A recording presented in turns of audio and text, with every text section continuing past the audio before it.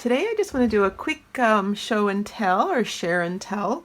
I recently bought this Thoughtful Branches from Stampin' Up. I love this set. I actually bought that set along with the associated dies here. You know, it was quite pricey, I must admit, but you know, I broke it down in terms of how many sentiments and how many stamps and how many different themes I could come up with. And when you break it up that way, it's quite reasonable, to tell you the truth. And they just make the best of cards. And the most easiest as well. So just really quickly, like, I made tons of these, tons and tons. This is just pattern paper. This is the this one here, and the stalk right there.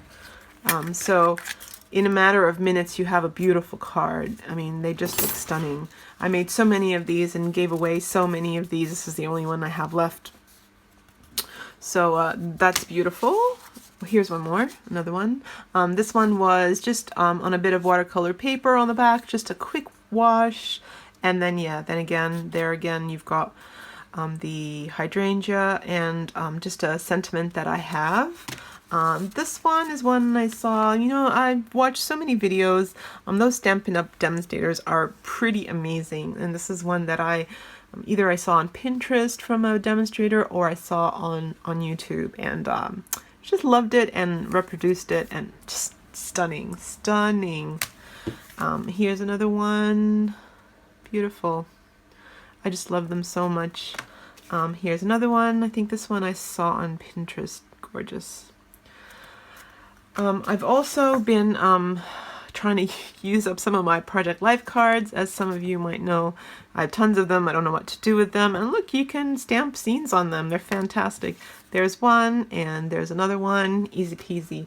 But the reason why I really came on here today was to show you something that I have not seen, and that is so in the stamp set, you get everything but the hydrangea stamp.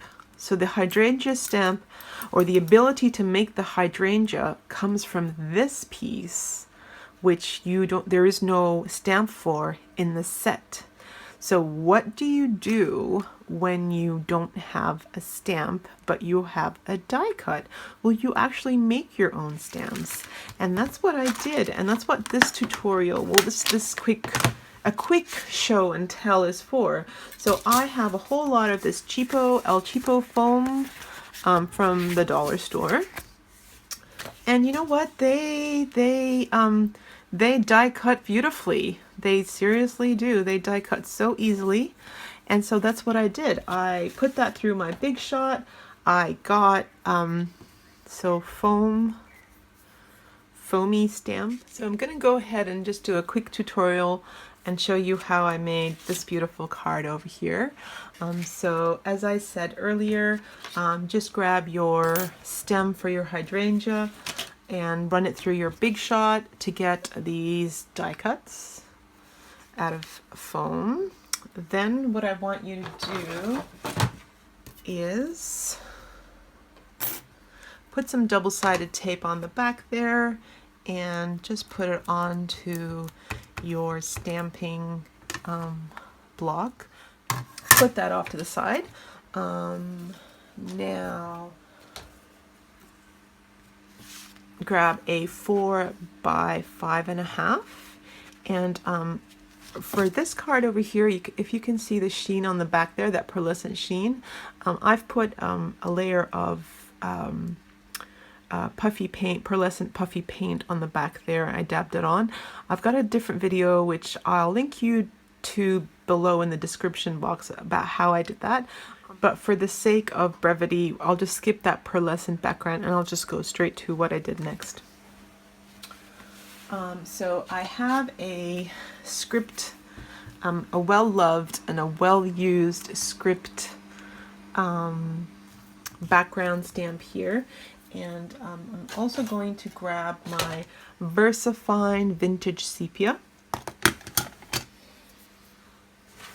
Now this is a very strong color, so I'm going to get you to stamp it off just on the side here so it doesn't overwhelm the background. So you kind of just want it here and there. And you can go up 3 times. It's all right. And it is how it is. Don't worry about it. Don't worry about it.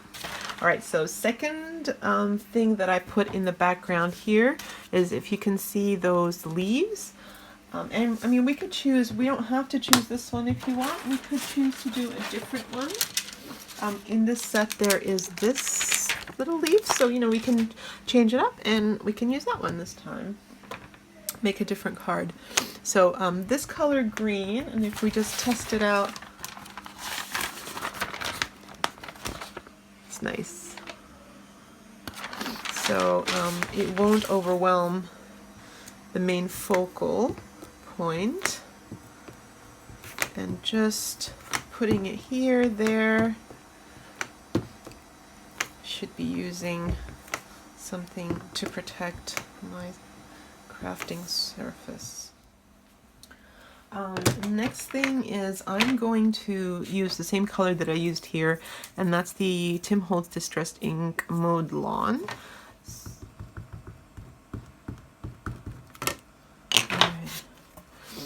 So just come down here, make sure it's straight.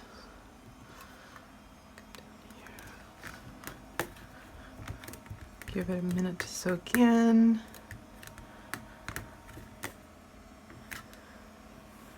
And up. That's looking good. Then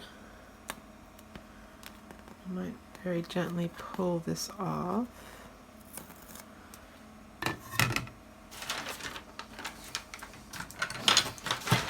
And we'll come in with the top of the tree. And I think I'm gonna use this one, which is Abandoned Coral.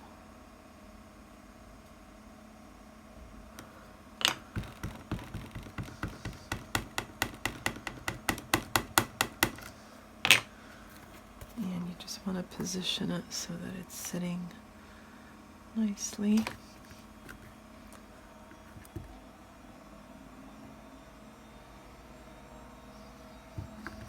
Tracing.